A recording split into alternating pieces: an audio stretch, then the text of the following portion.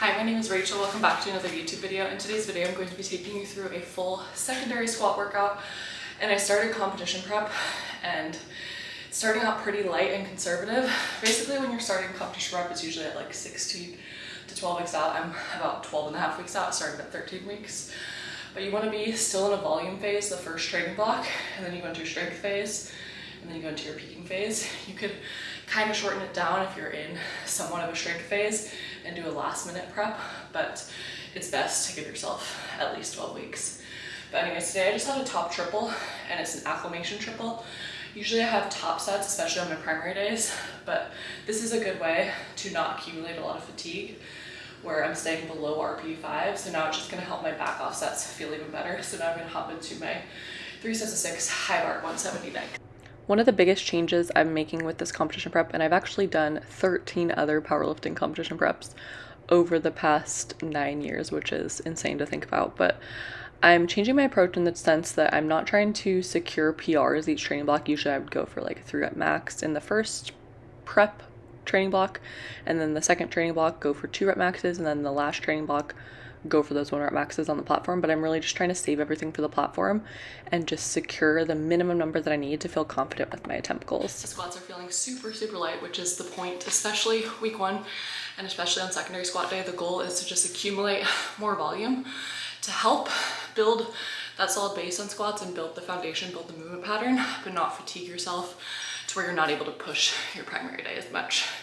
And then I'm only deadlifting once a week, and then I'm benching 3 times a week. But the 3x6 high bar feels really good. Everything's very easy below RP5 today. As I go through the rest of my workout, I'm going to be talking about kind of the goals for the beginning of competition prep and what your focuses are. It can be easy to get into the mindset of, okay, I'm going to push because I'm in competition prep, push super hard, more than you would normally in a training block, especially in week 1. But you want to pace yourself and wait until the platform. Wait until maybe the peaking block to hit a PR, but honestly, I'm not even gonna hit PRs until the platform. I'm just building solid foundation, especially now still being in more of a volume phase. So for the overall big picture of if you're starting a competition prep for a powerlifting meet, you're going to want to have at least 3 training blocks going into that. The first training block would be doing triples generally, or around there. The second training block would be doubles, and the last training block, the peaking block, would be singles. And you're starting week 1 your lightest, building up your heaviest by week 4. So about RP 5 to 6 at the beginning, RP 8 to 9 at the end. But there's a lot of different other ways you can approach it. That's just the most simplistic way to look at it. Overall, right now I'm generally doing triples because I'm in that 12 to 13 week out range, but I do have some other rep ranges. I think the biggest mistake you could do is cut back your volume too soon. Even in my peaking block, I still have a lot of volume for my back off sets. Even all my accessories, still pushing them. You're really not gonna wanna dial back that until you're deloading, especially if you're a female or a lighter weight male, because you can lose that adaptation and then you could deload too soon and then you're gonna lose some strength. But when you're really far out, you wanna just focus on accumulating that volume and not worrying too much about what weight is on the bar. Week 4 is when you're going to push it, maybe hit 3 rep max by the end. We'll see where I'm at, but that's just general overview, big picture.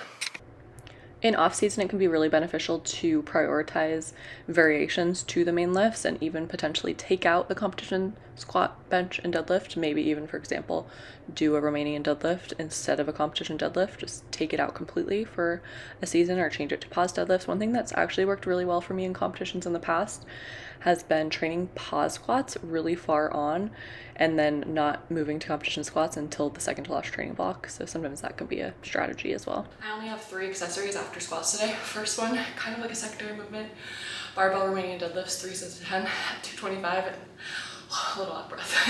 And then I have step ups and cable wood chops. I just finished up 3 sets of 12 on step ups with 45 pounds in each hand. And I've been running step ups for 4 training blocks. This is the start of my 4th training block. At the first one, I was at 45s at the end, week 4, for only 10 reps. And now week 1, I'm doing 12 reps with the 45s, and it feels really light. So that's the benefit of keeping in accessory movements for longer periods of time. You can actually see somewhat more progress over time. Last week I was doing 55s, which is the most I've ever done on step ups, but I just have cable wood chops next, and I'm gonna do 3 sets of 12 at 30 pounds. My cable resistance is a lot harder than at the commercial gym. So usually at the commercial gym, I'm doing like 60 or 70. But anyways, in the rest of this video, I'm just gonna talk about how week 1 went, building a solid foundation for the start of my competition prep. So let's just hop into and this workout was almost perfect timing. I finished it in an hour and a half. I just have 2 sets left, but my daughter just woke up, so I'm gonna grab her and then finish those last 2 exercises. Overall, the only big change when it comes to starting a competition prep is specificity. People ask me all the time, is your training going to be a lot different because you signed up for this powerlifting meet? And really it doesn't change at all. My split is still the same. I'm still lifting the same movements every week. I still have a lot of back off volume. I'm still pushing those top sets to the designated RP 5, 6, 7, 8, week 1 through 4, changing where you back off at times and then you push it at times. But overall, everything's the same. You're just getting more and more specific as you get closer to the platform so that you can be at the place to demonstrate your all-out max. You can't actually be physically at your strongest year-round, so just timing it out to where you can hit those PRs perfectly on the platform.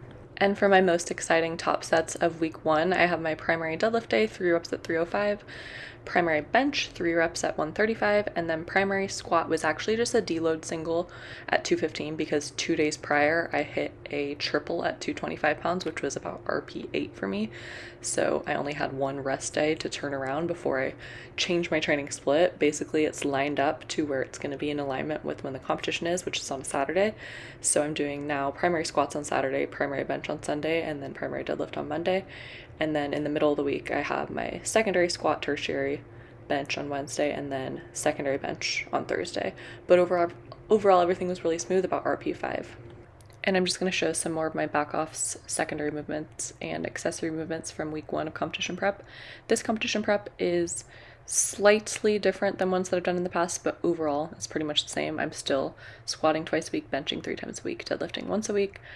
But I'm also running throughout this competition prep. I don't plan on taking running out until the very last training block at the very end.